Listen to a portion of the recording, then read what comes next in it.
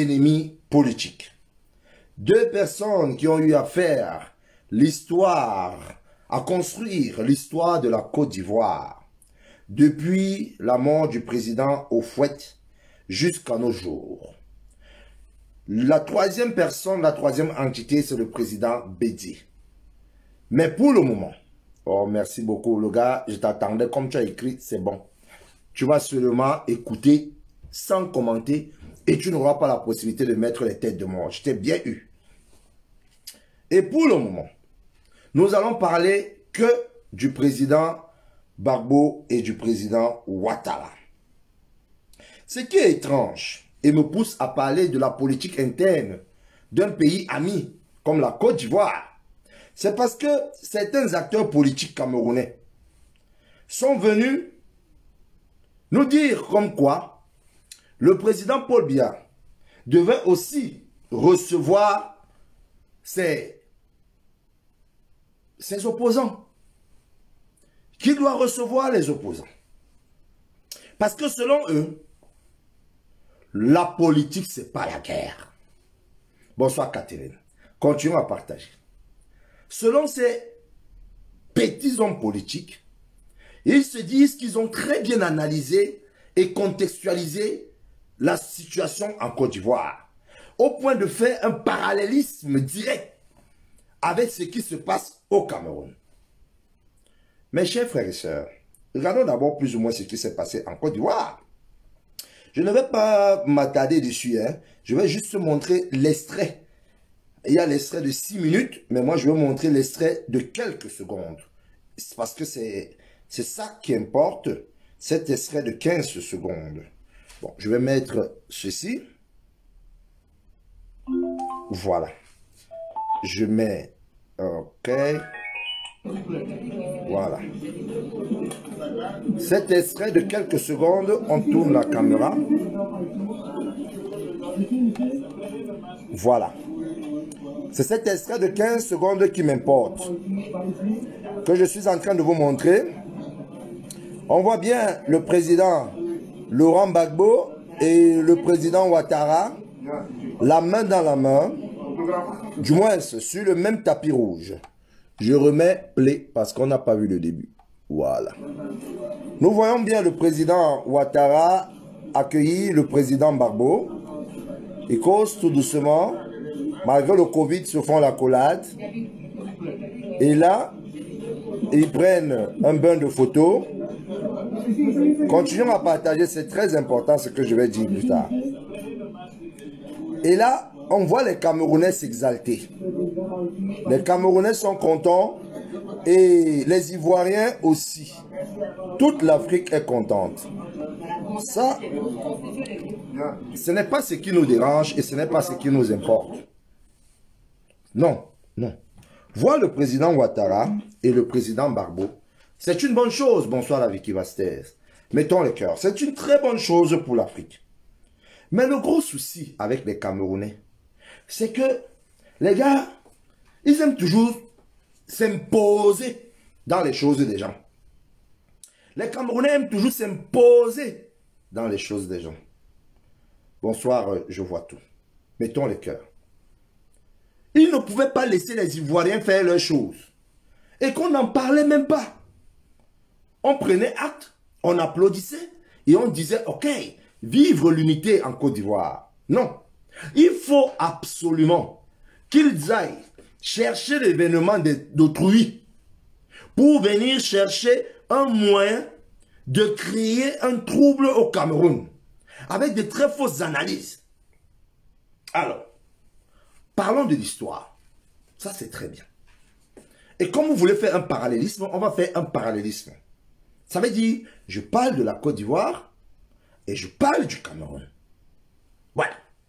Je vous ai dit, depuis le président Bédié, depuis le président Houphouët, le premier président ivoirien, les acteurs politiques, ceux qui étaient déjà en train d'influencer la météo politique de la Côte d'Ivoire, il y avait clairement Monsieur Alassane Dramane Ouattara, Monsieur Laurent Gbagbo et Monsieur Bédié. Je parle des ténors. Ça, c'est la Côte d'Ivoire. Ceux-ci, après la mort de Houphouët-Boigny, ont géré la météo politique en se changeant constamment la chaise de la magistrature suprême au son des votes, c'est-à-dire des urnes, et au son des armes. Ça, c'est la Côte d'Ivoire. J'ai commencé cette conférence par ce qu'on appelle le discours du président Ahidjo. Et j'aimerais remettre ce discours pour quelques minutes pour que ceux et celles qui n'étaient pas encore là puissent écouter la différence entre la Côte d'Ivoire et le Cameroun. On commence d'abord par là, avant de continuer la démonstration. Parce que les gens viennent nous insulter. Voilà. Commençons d'abord par là. Je monte. Ne vous inquiétez pas. Ok. Écoutons attentivement. Non, ça c'est pas ça.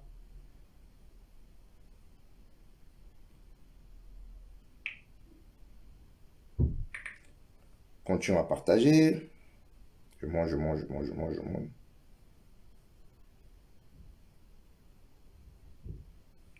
Ok. Voilà. Écoutons. Camerounais, mes chers compatriotes, j'ai décidé de démissionner de mes fonctions de président de la République unie du Cameroun. Oui. En cette circonstance capitale, je voudrais du fond du cœur remercier toutes celles et tous ceux qui, depuis bientôt 25 ans, m'ont accordé leur confiance et apporté leur aide dans l'accomplissement de leur noble tâche à la tête de l'État. Parfait. Ça, c'est le président Ahidjo qui démissionne et annonce sa démission au poste national. Le président Paul Biya prend le pouvoir. Il gère le Cameroun à travers un parti unique. Par la suite, le président Paul Biya nous apporte le multipartisme. Quand le multipartisme arrive au Cameroun,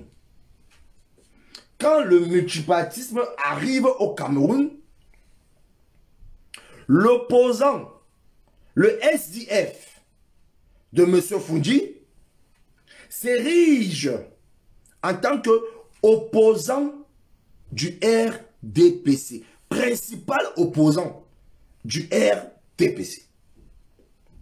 Ce qui dit, le président John Fundji, président du SDF, Sofa Don Finish, devient le challenger numéro 1 du président Paul Biya. Bonsoir Nicolas Francis, mon frère. Le challenger numéro 1 du président Paul Biya. Je ne parle pas des autres partis politiques qui tiraient sur le président Paul Biya. Non.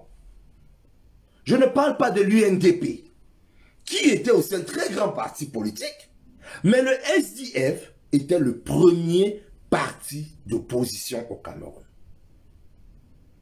Le SDF, très rapidement, s'est rendu compte que le changement vient des urnes et provient des urnes. Je suis à l'opposition, je suis dans l'opposition, mais ça n'exclut pas que j'influence la météo politique de mon pays. Et le fait d'influencer la météo politique de mon pays, je suis un membre. Merci beaucoup.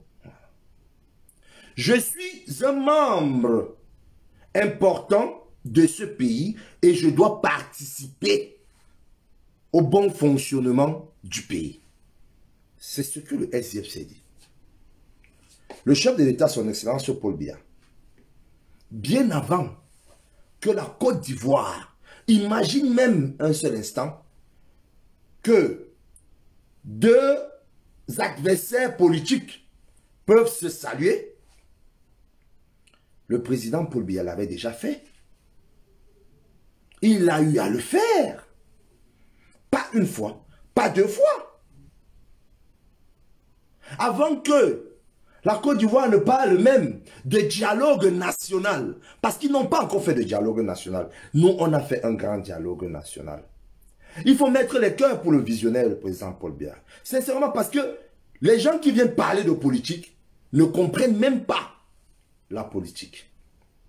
Bonsoir, Marceline. Alors, je vais vous montrer la vidéo où le président Paul Biya accueille au palais des Toudji le principal opposant, l'opposant mythique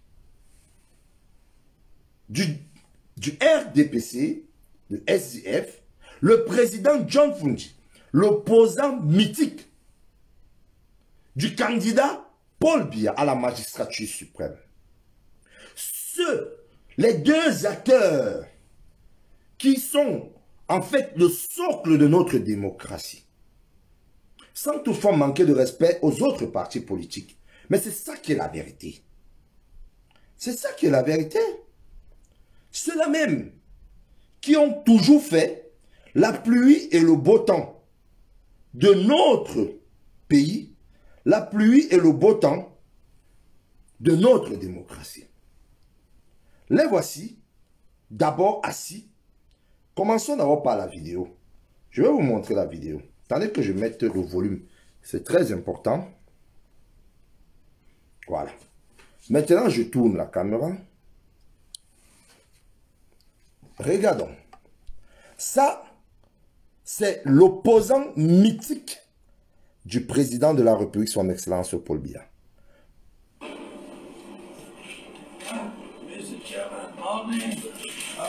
Mr. Chairman, how are you? I'm happy to meet you today. Take a seat.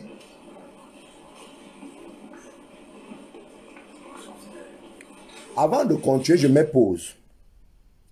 Je tourne d'abord la caméra qu'on décrypte. Tac, tac, tac.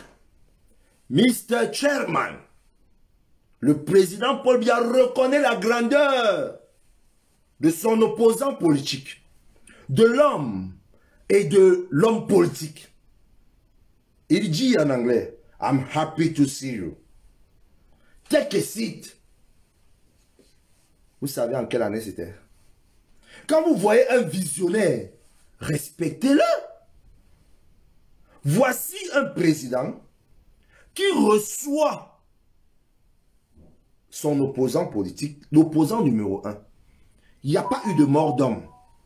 Nous ne parlons pas d'une situation de crise où réconciliation nationale oblige, les adversaires politiques doivent mettre de l'eau dans leur vin. Non.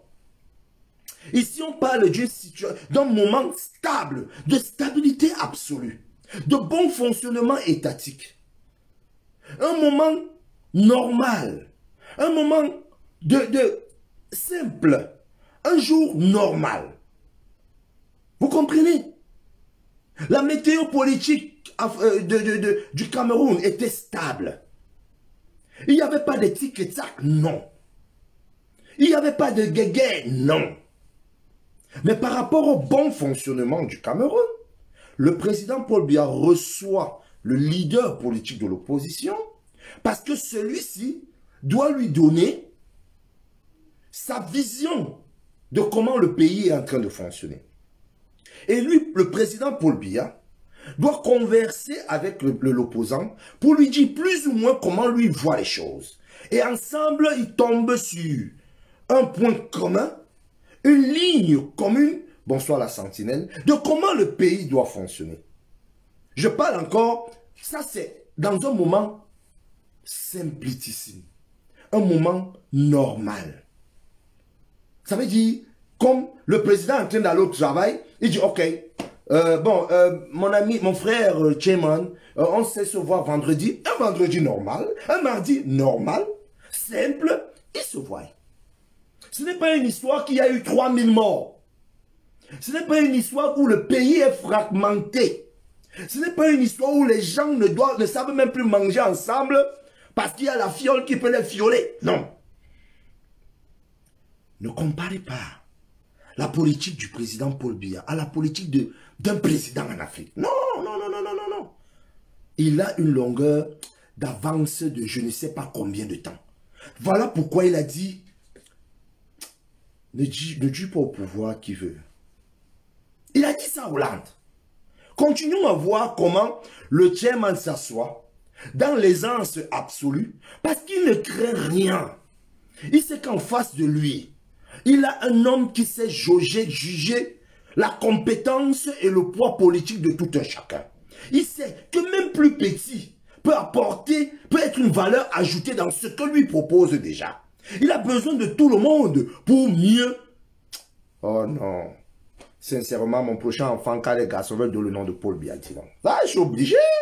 Je suis obligé de, en espérant qu'il va, son esprit va s'incarner sur l'enfant là, dit non. Je montre encore les trucs. Je tourne la caméra. Regardons les jaloux de la République. Voilà. Mr. Chairman, morning. How are you?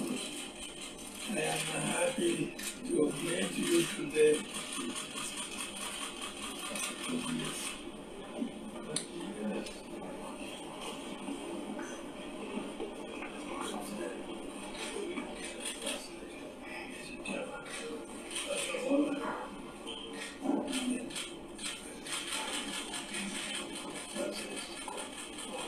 Il est en train d'expliquer au chairman plus ou moins les dossiers délicats du pays.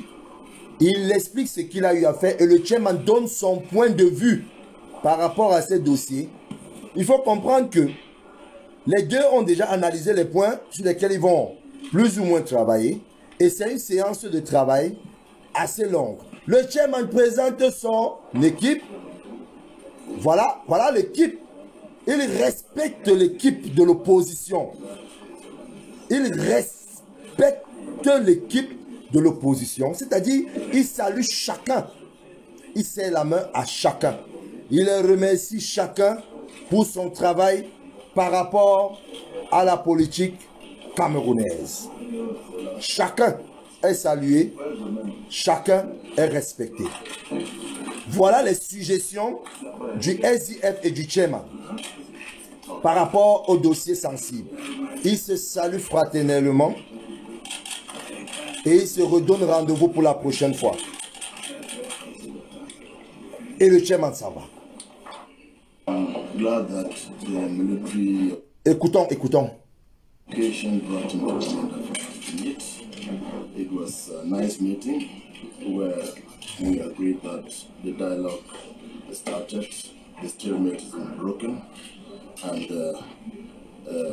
given the constraints of time, we cannot discuss much, but that we've come together and the discussions will continue. Topic you've been hearing of, and what you met today, because the first time you're meeting him on a one-to-one basis, officially at least, what is your impression of him? Well, maybe I could have asked him that question too. I'll ask him the question. Fundi has been hearing of and meeting Fundi today. Yeah. What's his opinion? To see the Fundi that they painted. But I think that we're all relaxed and we discussed frankly from the heart. And he appreciated that. We discussed frankly. To re-emphasize what we discussed frankly. On a parlé franchement, mais avec le cœur. Voilà. Je mets pause. Et je reviens ici. Nous avons discuté avec une franchise. Avec le cœur. C'est ce que le président Fundi dit. Franchise et cœur. Pas hypocrisie. Non. Les bisous qu'on en a vu hier là, c'était rempli d'hypocrisie.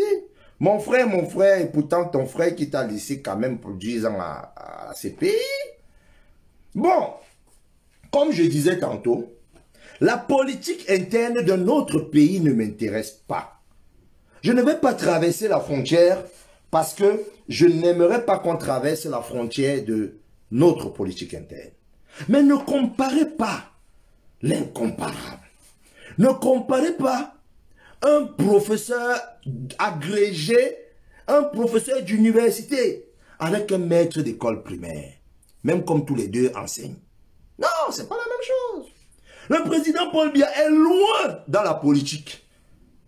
Ce qu'il fait, d'autres présidents vont le faire peut-être dans je ne sais pas quoi. Donc il faille que le président Ouattara fasse son 3e mandat avant de faire ce que le président Paul Biya lui a fait baya baya.